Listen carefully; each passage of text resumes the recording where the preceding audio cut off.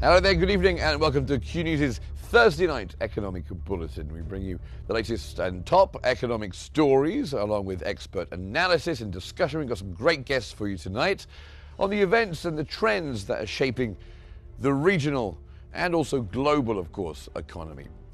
We're going to be spotlighting key sectors and highlighting the defining economic developments of the day. But to start with, let's go over to Economy HQ. Hella El Hamalawi has all the biggest stories from the economy for us. What do you have for us tonight?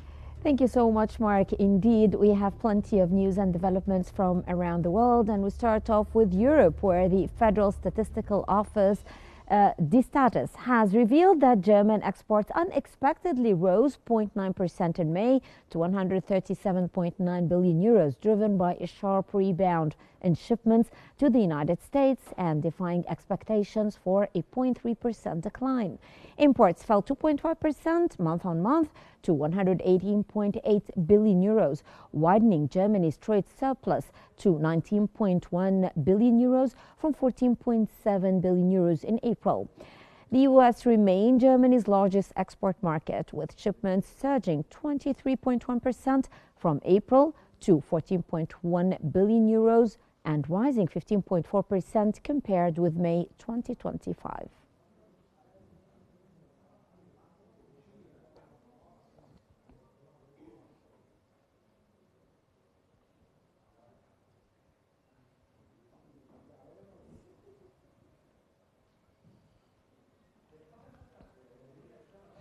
In MENA, the General Authority for Statistics reported that Saudi Arabia's industrial production index fell 18.7% year-on-year in May 2026, dragged down by declines in mining, quarrying and manufacturing.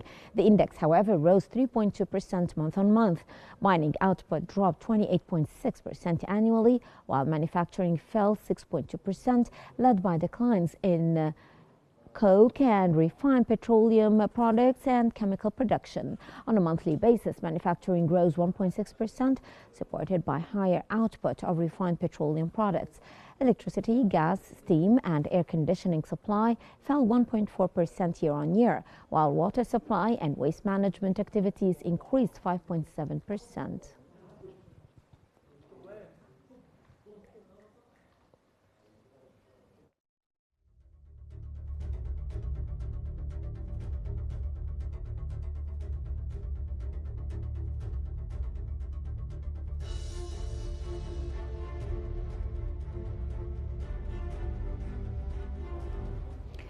In Africa, the World Bank has expected Kenya's economy to grow 4.3% in 2026 and 4.4% in 2027, cutting its 2026 forecast by 0.6 percentage points due to the impact of the U.S.-Israeli war on Iran.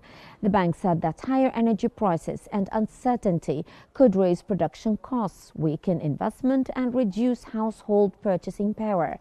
It warned that higher fuel costs could increase Kenya's poverty rate by 2 to 4.5 percentage points, pushing up 2.4 million more people below the $3 a day poverty line. Other risks include climate shocks and election-related uncertainty, which could delay investment and slow reforms.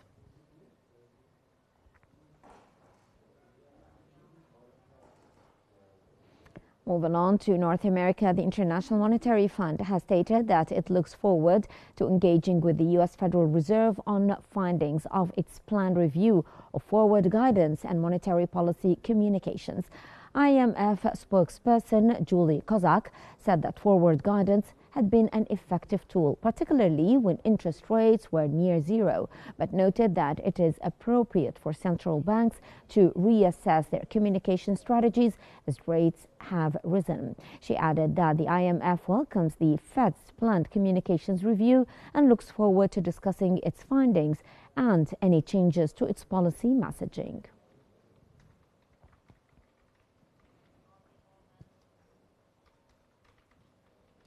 The Labor Department has reported that U.S. jobless claims fell last week, supporting views that the labor market remains in a slow hire, slow fire mode. Despite a sharp slowdown in job growth in June, initial claims for state unemployment benefits declined by 2,000 to a seasonally adjusted 215,000 for the week ending July the 4th. Unadjusted claims rose by 9,967 to 224,583, driven by increases in California, Michigan, and Missouri, partly linked to temporary auto plant shutdowns for maintenance and retooling. The number of people continuing to receive unemployment benefits, a gog of hiring conditions, increased by 8,000 to 1.814 million for the week ending June 27th.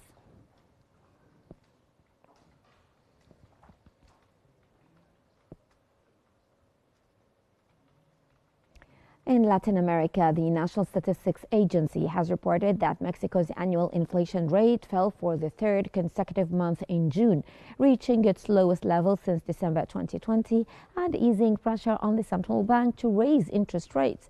Consumer prices rose 3.37% year-on-year, down from 3.94% in May and below market expectations. Core inflation, which excludes volatile food and energy prices, stood at 4.03%, slightly above the central bank's target range of 3%, plus or minus 1 percentage point. On a monthly basis, consumer prices fell 0.27% compared with economist forecast of a 1.3% decline. The core index increased 0.24% in June, below expectations of a 3.31% rise.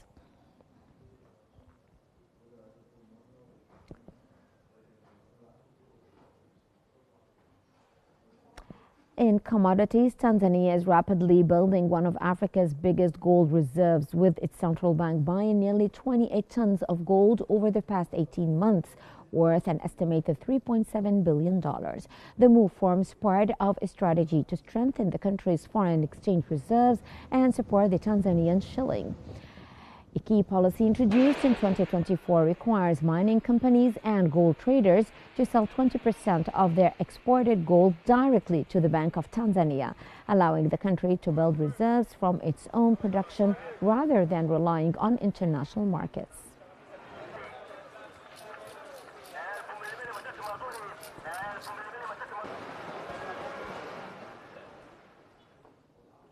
Gold rose more than 1% on Thursday as bargain hunting emerged after prices fell to a one-week low, while investors kept a close watch on developments in the Middle East. Spot gold gained 1.2% to $4,126.49 per ounce after dropping to its lowest level since July the 1st on Wednesday.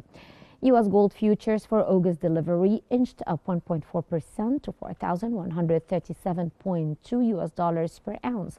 Among other metals, spot silver gained 3.5% to $60.34 per ounce.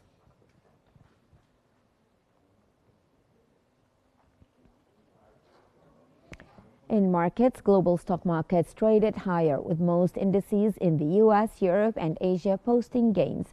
The United States posted broad gains, with the S&P 500 increasing 0.75%, the Nasdaq Composite soaring 1.12%, and the Dow Jones Industrial Average edging up 0.31%. In Europe, France's CAC 40 led gains with 0.90%. Germany's DAX hiked 0.89%, while the UK's FTSE 100 was down 0.16%. In Asia, China's Shanghai Composite expanded 1.65%, and Japan's Nikkei 225 followed with 1.38% growth. However, only Hong Kong's Hang Seng Index was down 0.70%.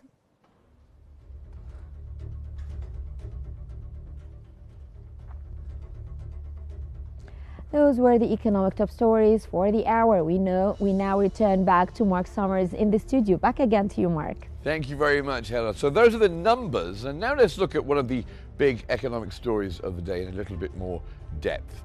From oil glut fears to supply shock risks, Goldman Sachs has flipped its outlook, shifting from an oversupply warning to renewed concerns over supply disruptions. With Persian Gulf tensions threatening crude flows and refinery constraints keeping fuel margins elevated, the oil market faces a new test of balance.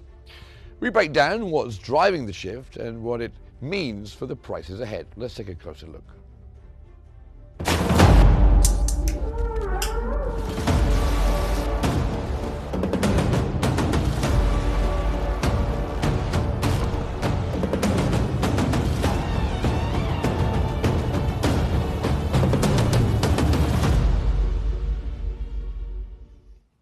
A week after warning of an impending oil glut, Goldman Sachs has reversed course, saying renewed hostilities in the Persian Gulf could prolong oil supply disruptions.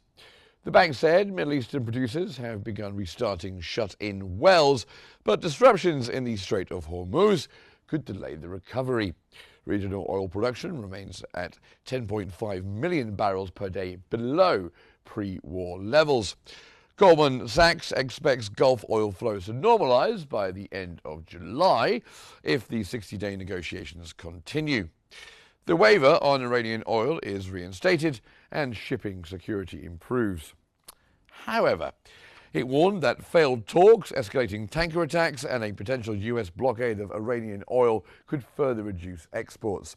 It added that it sees two-sided risks to Persian Gulf oil flows and near-term oil prices.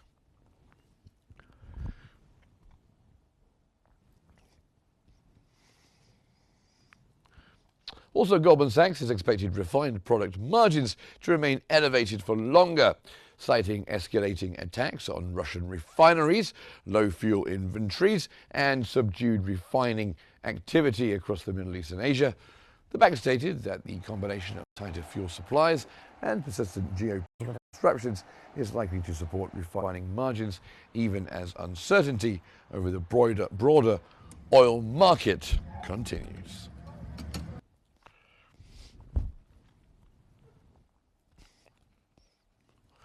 In commodities, oil prices slid over 1% on Thursday as markets assess the escalating conflict between the US and Iran and its implications for efforts to end the war and, of course, fully reopen the Strait of Hormuz again. About 20% of global oil supplies passed through the strait before the Iran war. Brent futures fell 1.4% to $76.90 a barrel, while US West Texas Intermediate fell 1.6% to $72.32.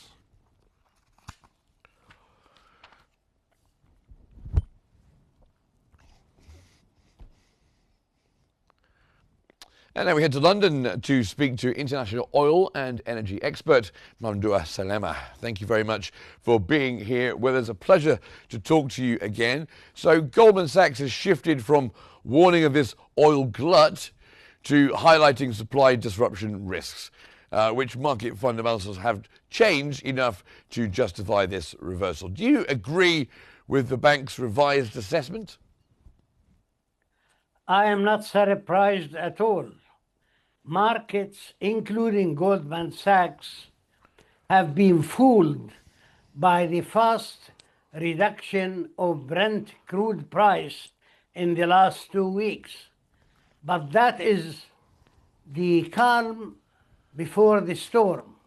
And the storm I am referring to is the minute the major consumers of oil like China, the United States, the EU, and India start refilling their strategic and inventory reserves that have been depleted during the war with Iran.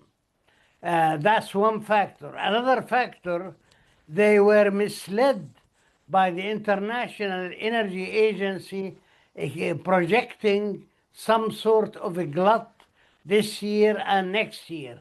In fact, it's a myth being peddled by the IEA to depress oil prices for the benefit of the American economy. So what we see now is an additional factor, which is the growing tension, escalating tension between the United States and Iran, which sooner or later Iran is going to close the Strait of Hormuz. That will affect the speed by which major consumers can replace the oil they have used. And of course, it will have a direct adverse impact on prices and could possibly lead to shortages this summer and next year. Well, of course, as I was explaining before, the Middle East production remains well below the pre-war levels. How would a delayed recovery in the regional output, do you think, affect the global crude balance, and especially if demand remains resilient in the next part of the year?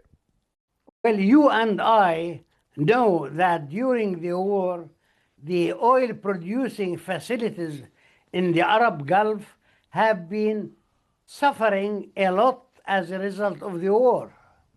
This means that bringing production in the Gulf region to pre-war levels will take between 8 to 12 months and could cost up to $50 billion. When you add the closure of the Strait of Hormuz, this means that the pressure is increasing on oil prices. The supplies coming through the Strait of Hormuz, when it opens, will be far less than pre-war level. In addition, that will create permanent volatility in the markets and, of course, adverse impact on prices. I would guess that prices have now to factor in what I call a premium, or I call it Hormuz premium, which amounts to $15 to $20 a barrel. That's why I believe that Brent crude price will range from $85 to $90 for many years to come, and could touch even $100 if the escalation between the United States and Iran continues with the intermittent closure and opening of the Strait of Hormuz. So we're talking years, you think, rather than months, certainly not weeks, obviously, but Goldman expects refined product margins to remain elevated due to attacks on the Russian refineries and also subdued refining runs, of course, in the Middle East and Asia. How do you think these disruptions affect global crack spreads, and which refined products are likely to experience the greatest supply tightness, would you say? These are what I call pinpricks. Their effect is limited.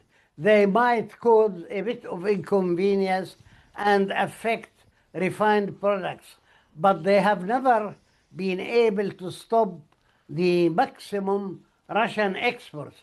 Neither US sanctions nor Ukraine attacks have ever managed to reduce the 8 million barrels or 7 to 8 million barrels that Russia exports. Without Russian exports, you would have seen Brent crude rising far than $120. So they should be thankful to Russia that it has managed to keep its crude exports at maximum. Okay, and beyond the Persian Gulf, what role do you think OPEC Plus spare capacity, US shale production, and the strategic petroleum reserves realistically play in offsetting a prolonged supply disruption? And where are the limitations, would you say? Well, let me start with OPEC. OPEC has very limited spare production capacity. When you add the damage involved in its production capacity or its production facilities, we know that they have hardly much oil to add, even to raise it to the level it was before the war. That's one thing.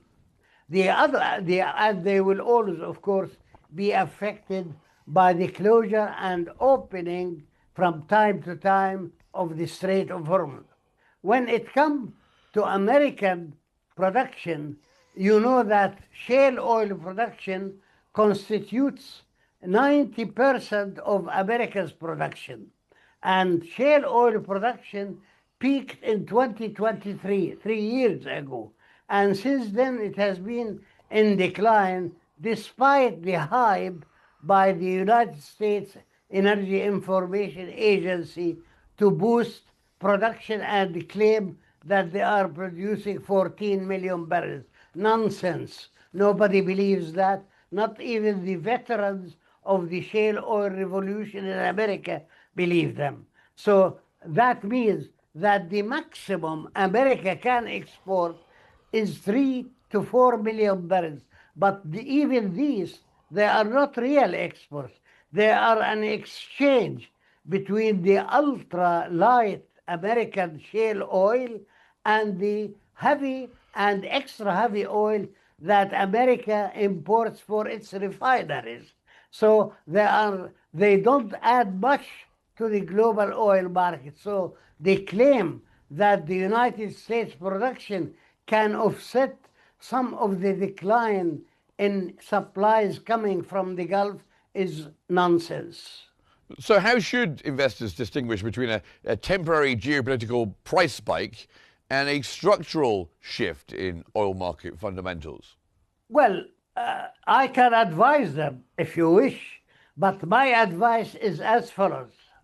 As far as the Gulf is concerned, there are two irreconcilable factors which cannot be brought into some sort of unison, which is, one, the United States wants Iran to surrender its enriched uranium to it or to a friendly nation.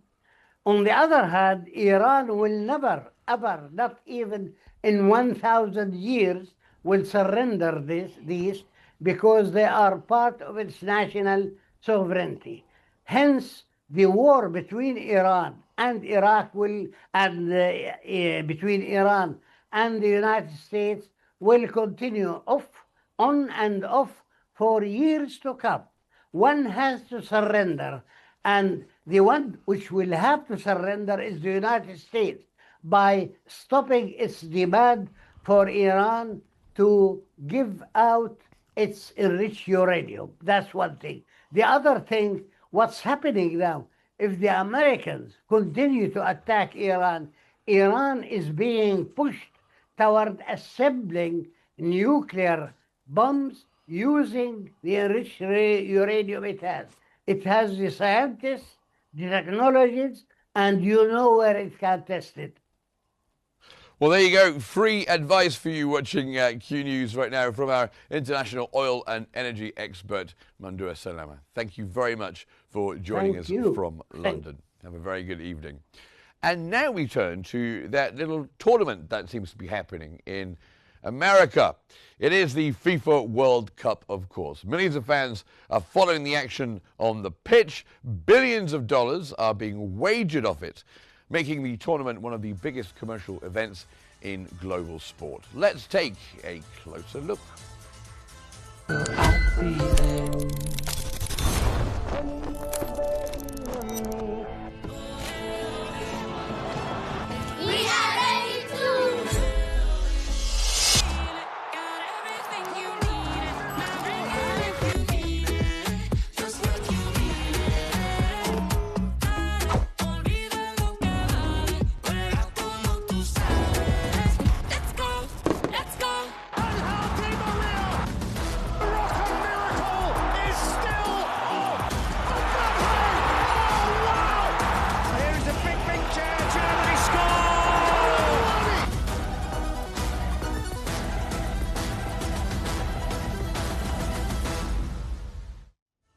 Now, Argentina, I can almost hear the booing from the control room, its World Cup campaign is facing scrutiny off the pitch as the FBI investigates the Argentine Football Association, would you believe, over alleged financial misconduct linked to operations in the United States.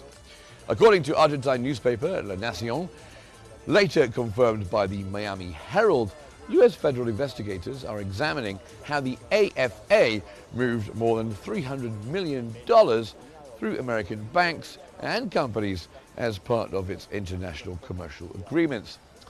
Authorities are investigating possible fraud and money laundering, but no charges have been filed in either the United States or Argentina. The investigation reportedly centers on the AFA's relationship with Florida-based company Prod Enter LLC, which manages overseas commercial contracts. Argentine officials say the team's participation in the World Cup has not been affected, while the investigation remains ongoing.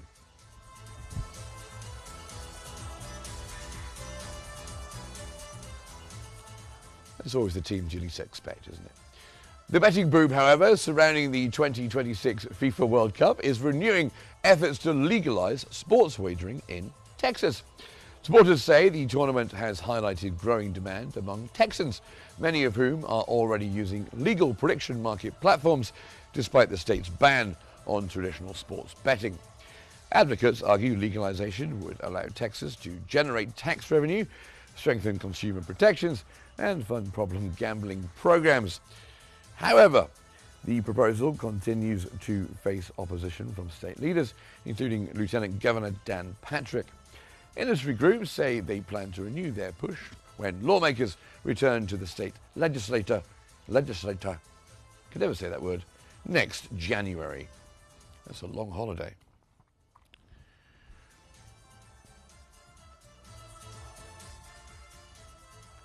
Now, Texas is not the only place where the World Cup is reshaping the betting industry.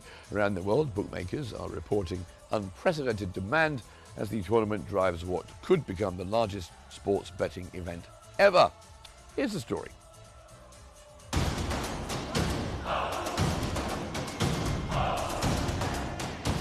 The 2026 FIFA World Cup is on course to become the biggest betting event in sports history. According to Reuters, industry analysts expect global wagers on the tournament to exceed $50 billion, up from around $35 billion during the 2022 World Cup in Qatar. The increase is being driven by the tournament's expansion to 48 teams and 104 matches, as well as the rapid growth of legal sports betting, particularly in the United States. Betting operators say the World Cup is generating record activity.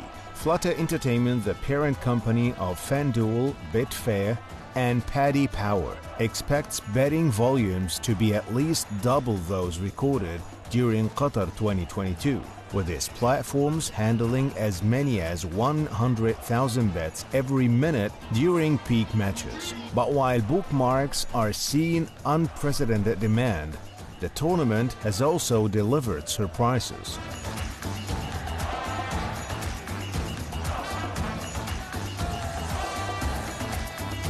The financial teams reported that strong performances from football's biggest stars and popular national teams have resulted in unusually high pay points, with some operators facing tens of millions of dollars in losses during the group stage as winning bids pile up. Analysts, however, say attracting new customers during the World Cup remains more valuable than short-term profits, as betting companies seek to retain users long after tournament ends.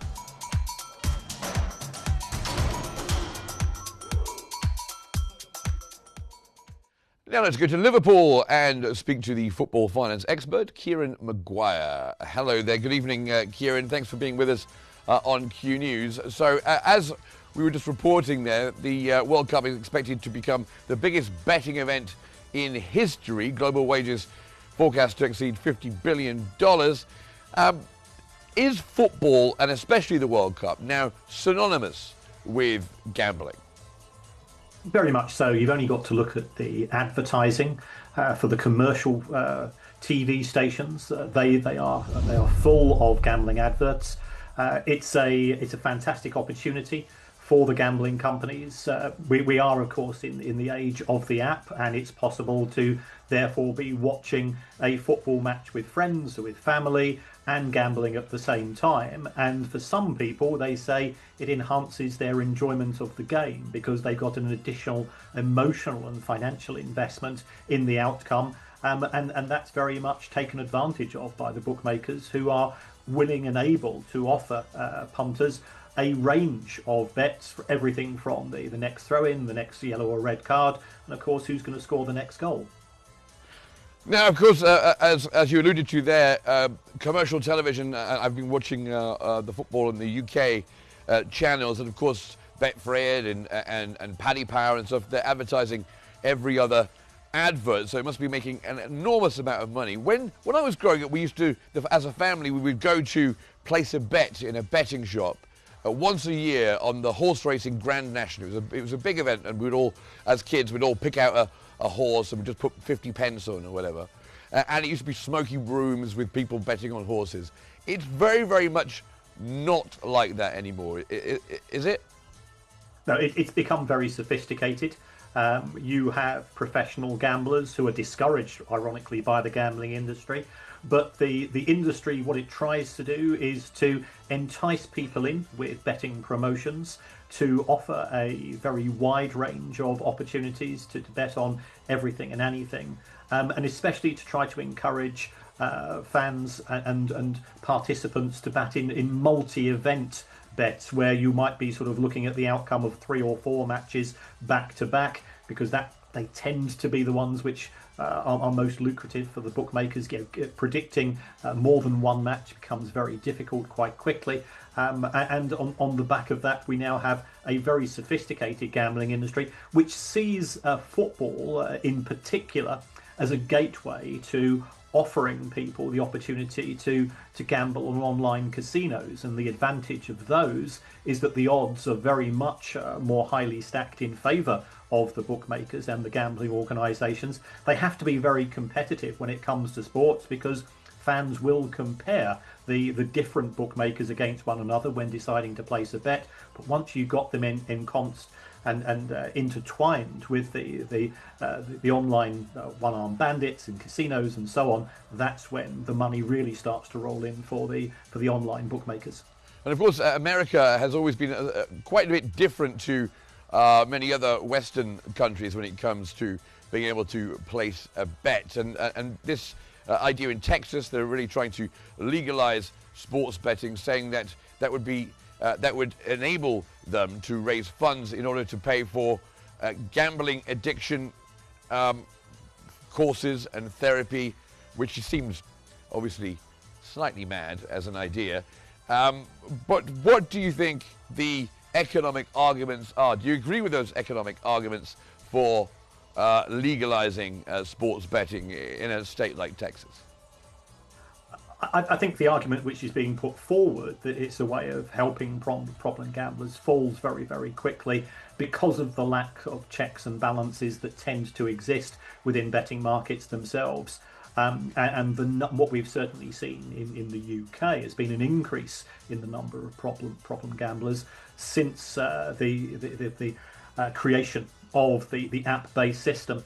At the same time, a more formal gambling market means that there's going to be less people who are going to be using illegal gambling opportunities, and also perhaps fewer people using the prediction markets. You've only got to look at the research of these prediction markets. 1% of people putting on bets are making, on average, between 60 to 70% of the profits, and the vast majority of people are losers. So the prediction markets are gambling with a small g. My personal view is bring it out in the open. People do have to take some responsibility themselves. At the same time, the industry has to acknowledge that it's an addictive product, and that there's got to be protection for individuals who are putting on too much money through this particular means. And tournaments like the World Cup, of course, the World Cup being the biggest, and what everybody in the world, despite the different time zones, all seem to be enjoying and watching and reveling in at the moment. How many of those people do you think, the viewers, the sports fans, the football fanatics, people supporting their countries do you think will perhaps place a bet for the first time this tournament?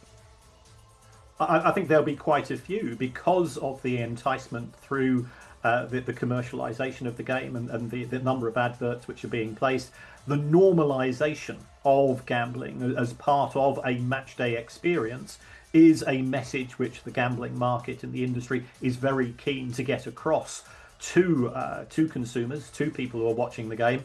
And once they've got them into their lair, it's very difficult to get out, because I know from personal experience, I once placed a bet with a gambling company, and I just placed one bet, and then I got a series of emails over the course of the next month, and it was intriguing for me as an academic that they were addressed to me on a personal basis. They were signed off on a personal basis. It'll be from Sarah or from David. Oh, Kieran, we've not heard from you for a couple of weeks. Do you fancy doing this? Do you fancy doing that? They're trying to create a personal relationship.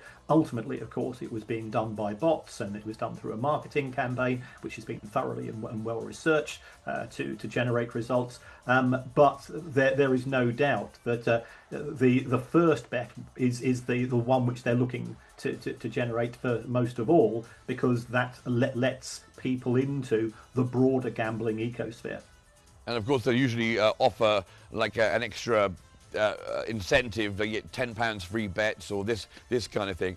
Is the solitary nature of online gambling, does that make it more dangerous? When it's the World Cup and you're actually watching a sporting event and you have some money riding on it, is that slightly more acceptable? I think there is an ongoing danger, because if somebody's got a problem with alcohol, you can see it in their mannerisms, you can smell it on their breath, you can see it in the way that they lack they're slower in their reactions, hand-to-eye coordination. It's the same with narcotics. They are quite easy to spot if somebody has a problem. The big issue with a gambling addiction is that person turns up to work the following morning. There's no physical evidence that they might have a problem, and therefore it can become very insidious very, very quickly, and people can A, lose money, but B, have the other much broader issues of gambling addiction in terms of depression, suicide, domestic violence, moving into crime in order to cover their gambling debts, and so on. And do you think the regulation is strong enough in countries that do allow gambling and sports betting? My personal view is that the gambling lobby is very well financed and very persuasive, and it talks to people in power to try to ensure that the odds are stacked in favour of the gambling industry itself. There's no doubt that they do have some checks and balances. My personal view is that they could do more. They're very good at spotting people who are successful at gambling, because the first thing they do under those circumstances is they close down their accounts. They seem less willing to look after those who are at the problem end, and the attitude of the gambling industry is that they expect self-control and self-regulation by individuals. But if you're an addict, it's difficult to enact self-control because of the addictive nature of the product. And if you were to put 10 quid or 5 quid or 50p on a bet, England and Norway in a few days' time, who would your money be on, Kieran? Oh, very, very much on England. I think that whilst we all fear Erling Haaland, his incredible achievement of scoring 27 goals in 14 consecutive matches, never having not scored, will be put to the test. I do feel that the broader level of overall skill within the England squad will be sufficient to take them to the semi-finals. Well, it's going to be quite an exciting match. I think all the quarterfinals are going to be pretty exciting. Kieran Maguire, thank you very much for joining us, football finance expert, joining us from Liverpool in England. Thank you for being on our programme. And that brings us to the end of our economic bulletin for today. Hope you've enjoyed it. Stay with us, because Helen will be here with all the latest Egypt news in just a few moments. Stay with us.